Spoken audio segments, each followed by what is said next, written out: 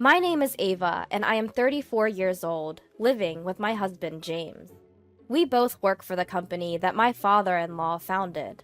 Though my father-in-law has retired, he single-handedly grew a small construction company into a $250 billion annual revenue enterprise.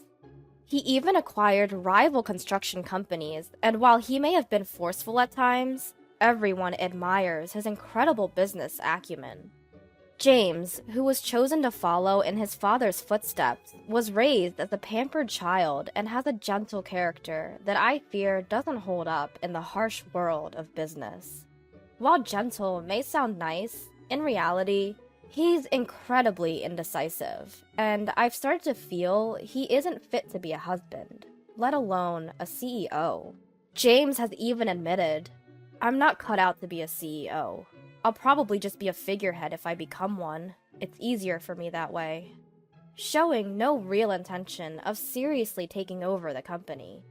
We've been married for 5 years, and lately I've grown frustrated with his lack of initiative. In contrast to James, I consider myself to be quite decisive, and it seems my father-in-law during his active years appreciated this about me and delegated various tasks to me. Before marrying James, I worked at a bank, so I am used to managing finances and always have the numbers in mind while working.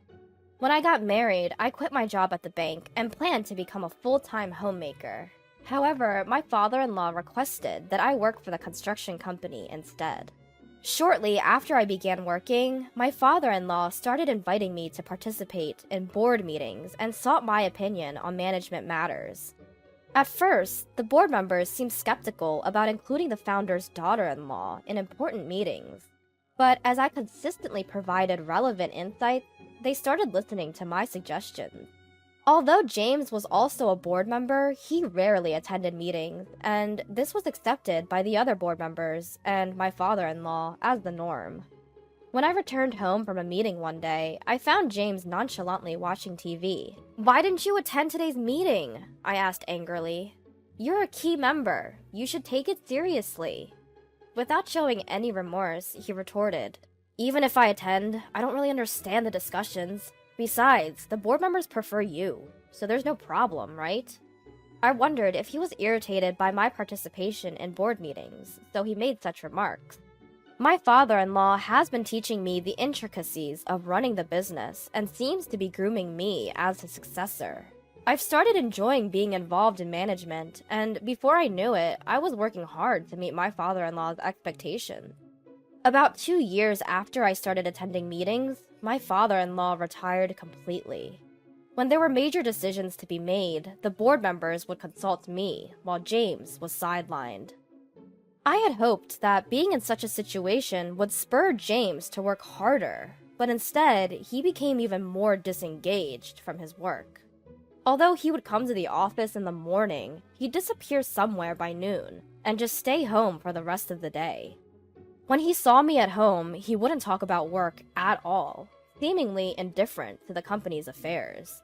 Meanwhile, my workload at the company was increasing, and I was getting busier. After my father-in-law's retirement, the board members relied on me more and more, and I was tasked with duties akin to a CEO's. Given that we're a large company with many employees, I've been committed to increasing sales and profits for the sake of our workers. With the hard work of our employees, our sales began to grow. I found running the company more interesting and became more engrossed in my work. Conversely, my husband James seemed to be losing interest in his work, and his appearances at the company began to diminish. The conversation between us at home had lessened, and our relationship began to become tense. Around that time, "I ran into your sister Megan today, and we had lunch together." James came home and casually mentioned, "My sister Megan is 2 years older than me and had just divorced about 6 months ago. The cause of her divorce was infidelity on her part, which led to a big commotion when her enraged husband stormed our parents' home. So my husband, James, went to my parents' house to calm down Megan's husband in my place since I was busy with work. James, who had a gentle upbringing and a calming personality, managed to convince Megan's raging husband to leave for the time being. Later, Megan told me, "Your husband is really something. He handled my raging husband so effortlessly." She praised James.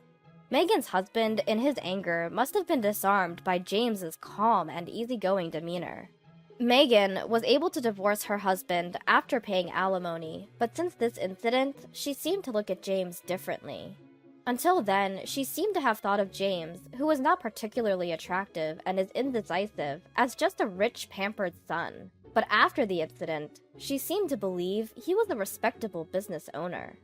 Megan, now single after her divorce, probably saw James as a great catch, as she always loved wealthy men.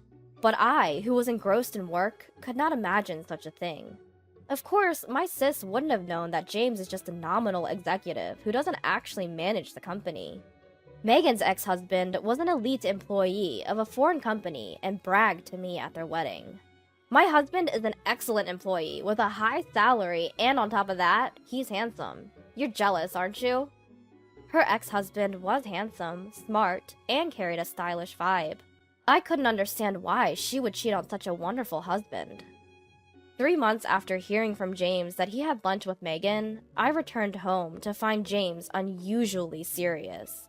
"Ava, I have something to discuss." It was the first time I had heard such words from him, and I had a bad premonition. With my heart pounding, I waited for him to speak. "Actually, Megan is pregnant with my child, and I want a divorce." I was shocked by the request for a divorce, but even more surprised to hear that Megan was pregnant.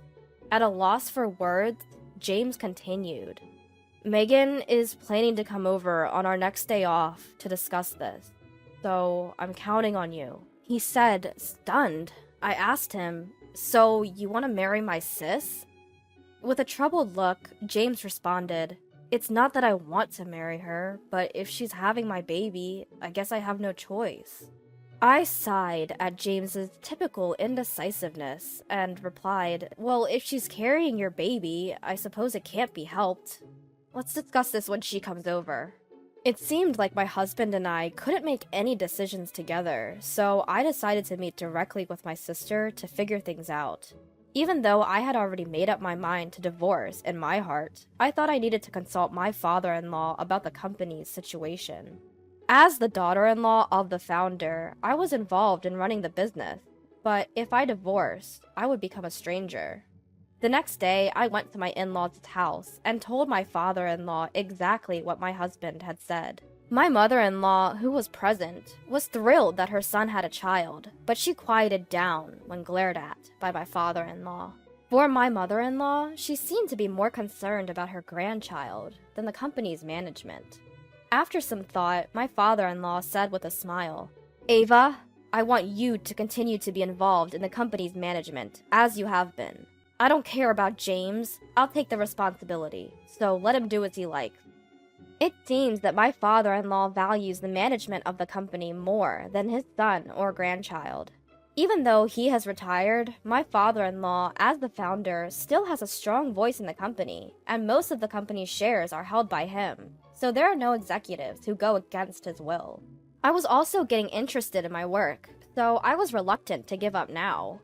Now that my job was settled, it was time to discuss the future with my sister.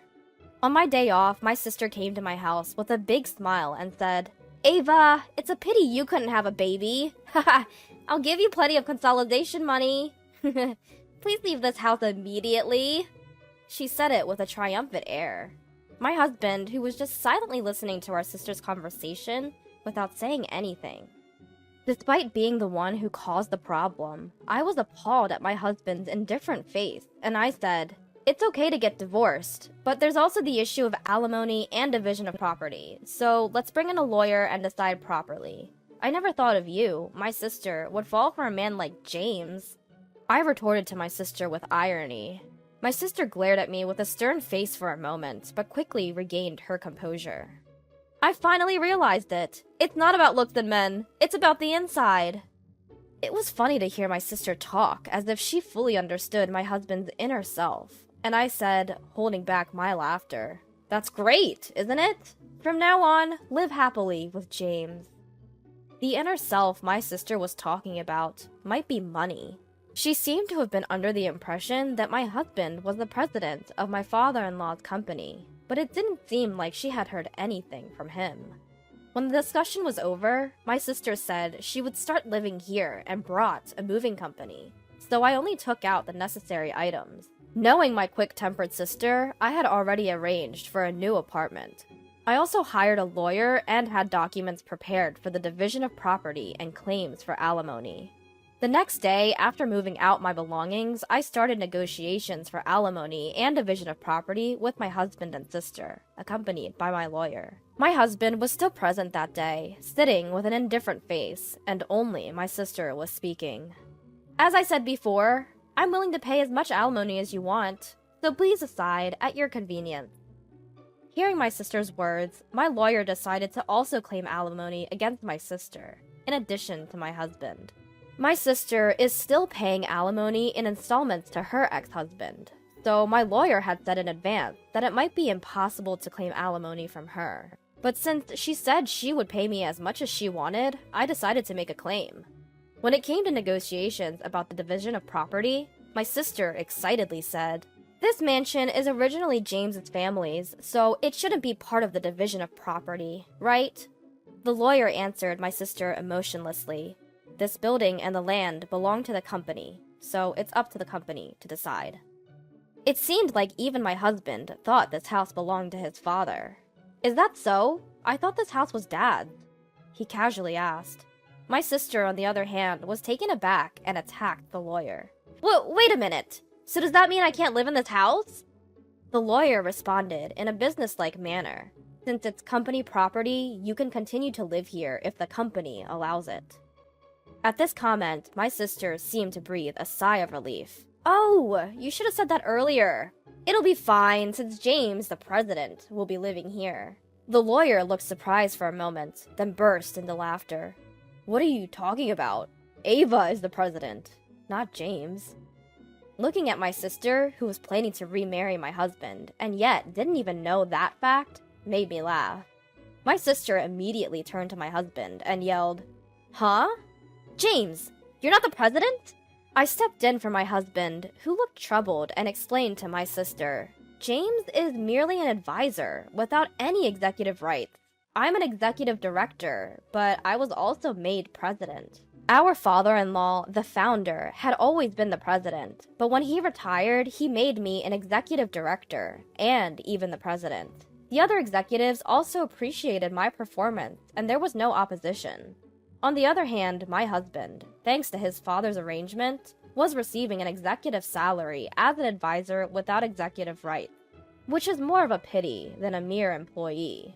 Even though it's called an executive salary, since he wasn't really doing any work, it was less than what an ordinary employee would get. So I was bearing all the living expenses.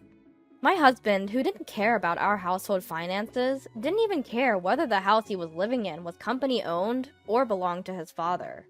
Although our home was company-owned, my responsible father-in-law had always charged me rent, so I thought of it as a normal rental property. The lawyer, still laughing, asked me, "Can we continue to rent this house to James?" My sister reacted to the rent part of the lawyer's question. "What do you mean by rent? Are you suggesting that I take rent from James? Isn't it the company's property? Just make it free." The lawyer presented the rent amount, laughing heartily at her words. She was shocked to see the figure, and so was her husband James, who seemed to be hearing about it for the first time. "Guess a house this big does have a high rent. I can't afford that with my salary." His executive compensation would barely leave any money behind if he had to pay that rent. Their living expenses would be hard to cover. During the 5 years of their marriage, James had used up all his modest executive compensation. My salary also disappeared in high rent and living expenses. There were hardly any assets left, and splitting the savings was the only way for asset division. After the lawyer left, my sister, who now knew that the mansion she had been hoping for was actually rented, seemed utterly deflated, staring blankly. James was grinning as usual. I suggested, Why don't we vacate this place and go back to your parents' house? Your mother was so happy about the pregnancy news." James agreed, but I laughed at the thought of why I had to consider this man, who was about to be my ex, this much. I started worrying whether this unreliable man could raise a child, but I decided to leave it as it was none of my business. I asked my sister, who seemed to have forgotten about her own alimony. "Are you okay with the alimony payment, sis? You seemed pretty confident, but you're also paying your ex-husband, right?" She was stunned to hear this, her face suddenly snapping back to reality. "Alimony? I have to pay it too?" She was astonished, seemingly having heard nothing of the discussion earlier in the day. "You said, 'I'll give plenty of alimony,' but you weren't expecting me to pay it, right? My salary is really low." James and my sister exchanged surprised glances. Though not a lawyer, watching these two made me want to burst into laughter. I had already obtained signatures on the divorce papers and alimony request documents, so it didn't matter to me. But seeing James and my sister like this was pathetic. My ex-husband, who had remarried my sister, had returned to his parents' home, just as I had warned. But there seemed to be constant quarrels between my sister and my in-laws. The main cause of the conflict was the lie about my sister being pregnant with my ex-husband's child. His mother, who was hoping for an heir, was extremely angry. My father-in-law, who had disliked my sister for stealing his son from me from the very beginning, hadn't even spoken to her. He fronted the alimony for James, and I was paid in full, but my sister, seeing this, pleaded with him. "Dad, could you please pay my alimony as well?" To this, the father-in-law responded, "I have no reason to be called Dad by you." He was fuming. Not being able to obtain anything she had hoped for, my sister ran away from my ex-husband's family home without a word and went missing. She had practically remarried the ex-husband just to bear the burden of alimony, which was utterly foolish. My ex-husband seemed to consider getting back with me, but his father scolded him. "You're the kind of man who should never even think about having a family. You can't even take care of yourself properly." I wouldn't get back with my ex-husband, even if he begged me. I had stopped believing in him when he cheated on me with my sister, and I was disgusted by his indifferent attitude during our discussions. He was dismissed from his executive position and is now working as a temporary employee. I've continued being the CEO, which is the core things in my life. I don't even think about remarrying someone. After the breakup, I've kept in touch with my father-in-law, receiving advice when needed. For now, I want to focus on the company, thinking of it as being married to it for the sake of my employees.